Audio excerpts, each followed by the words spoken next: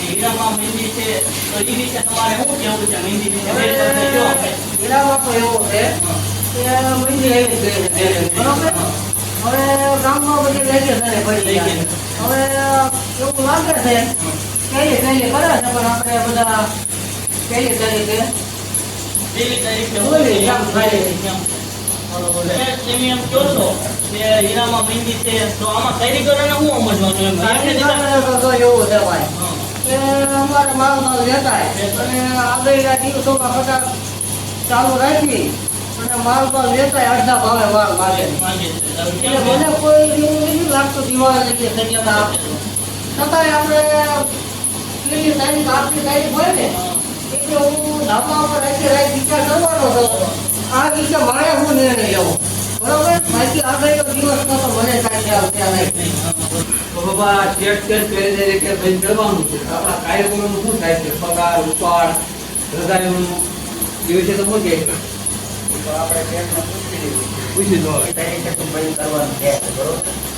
તો પછી અમારે પગાર ન જોઈએ હવે એ તો ઘરે તમારે બરોબર. એ તો મેં ખ્યાલ જ છે કાયદે ઘરો આવતા હોય કામે ના આવતા હોય.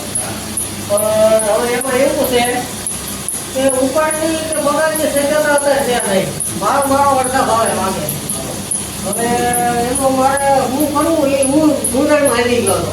અમારે શું વિચાર કરવો? હવે તમારે માનો ને ખાંચા માઠા છે એ બધું આવે ને. હવે એ ટાઈમમાં મારે કોઈ ફેરલાઈને થોડા ઘણા ખર્ચા કદાચ બાઇકની લાવવા હોય તો કદાચ એવું કાંઈક મોટી તો મોટા ભાઈ આમાં શેઠનું કેવું એવું છે કે હીરામાં મહેંદી બહુ છે જ્યારે માથે તહેવાર આવે છે અને એમની છે ને ત્યારે પગારનો ઉપાડનો થાય એવું નથી. તો એ વિશે તમારે શું કેવું છે? તો એ વિશે આપણે શેઠમાં જઈએ અને આપણે પાછી ચેકલી શેઠનું ખેસ શું છે? જો મીડિયાવાળા આગળ ત્યાં જાણ્યું હતું કે તમે મીડિયામાં એવું બોલ્યા હતા કે વેકેશન રજા એવું પડશે તો આ વાત સાચી છે? એમાં એવું છે ભાઈ આગળ 4-5 કલાકથી આવ્યા હતા મીડિયાવાળા બધા અને હું ના પડતો હતો કીધું મને અત્યારે કાંઈ નથી બોલતું. છતાંય મારું ઇન્ટરવ્યુ લોકો લીધું એટલે મેં એમાં જણાવ્યું છે કે ભાઈ પહેલી તારીખે કારખાનું બંધ થાય તો આપણે પગારનું વિચારણા કરવાની છે. તો છે તો આપણે ઉપાડને પગાર એવું તમારે કંઈ કરવું પડશે ને? હવે એમાં એવું છે તો કેટલા કેજી મહેનત તો કરી રહ્યો હતો. હા. કારીગરોને આપણે શું હોય બેતા હોય કે પગાર કે ઉપર આપવો પડે એ તો મને ખબર પડે છે. અને હું દરરોજ સવારથી 8 સુધી ચડે પૈસા બોલું તો બરોબર. હજી કાંઈ લેવો નહીં થયો. આવો તમને છે ને નિરાશ તો નહીં થવા દઉં. થોડા કંઈ આપજો. હા એમ. આવો મારે ફરીને આવે એવો છે જ નહીં બરોબર. હું કીધો તો કાંટા મારું છું. છતાંય જે આપણે તમને મેં કીધું નિરાશ આમ નહીં થવા દઉં અને મારી રીતે કાંઈ હું વિચારી છોકરા પાસે એવા જ જેવી. તો તમારું પ્રકાશભાઈ શું કેવું છે આ મહેંદી વિશે? બહુ ગરમ માહોલ છે ત્યારે બે શબ્દ કહો. શું કરો છો? મારે આમ માયા રાખવું પડે. હા હાલો હાલો બોલો.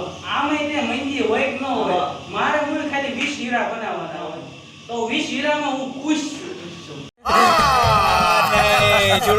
આમ 20 હીરામ તમારા ઘર હાલે છે?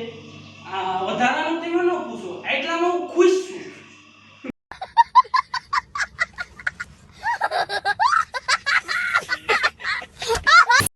તમારા કારખાને આવ્યા છે કેટ પાયા કારીગર પાયા બધા પાયા જાણ્યું આ મહેંદીનો માહોલ શું છે શું નહીં એમ. તો તેમાં કારખાના મેનેજર છો એટલે તમને અમને પૂછવાની ફરજ છે મારે તમને. એટલે તમે કયો બે શબ્દ આ મહેંદી વિશે તમારું શું કેવું છે? શેઠને બે શબ્દ કયો.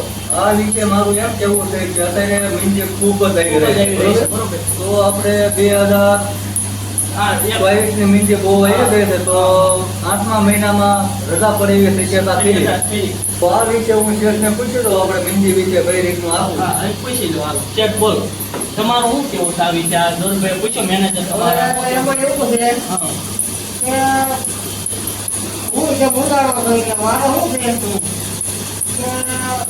તમને હું કાંઈ વિચારી તમને કહો છો બરોબર.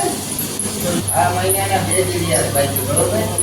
તો ત્યાં હું વિચાર કર્યો છે હવે એમાં તમે બધા કહો છો કે 2 દી બાકી રહ્યા મને ખબર છે બરોબર. હવે 2 દી બાકી છે ને હું છે ને આપણી છેલ્લી રાઈડ હોય ને લઈ લઈ હા એથી હું આખી રાત વિચાર કરવાનો હતો બરોબર આખી રાત વિચાર કરી અને સવારમાં તમને જે હશે એવું કહી દે તો એને બધા કોઈ પૂછતા નહીં અમને તું કઈ પૂછતો નથી. પહેલી તારીખે આ ભાઈ થઈ જવા માટે ઠામું રાખવું પડે છે. તો જોધભાઈ તમારા કારખાનામાં આવ્યા છે એવી તો જોધભાઈ તમારા પૈસા આપ્યા જોવાનું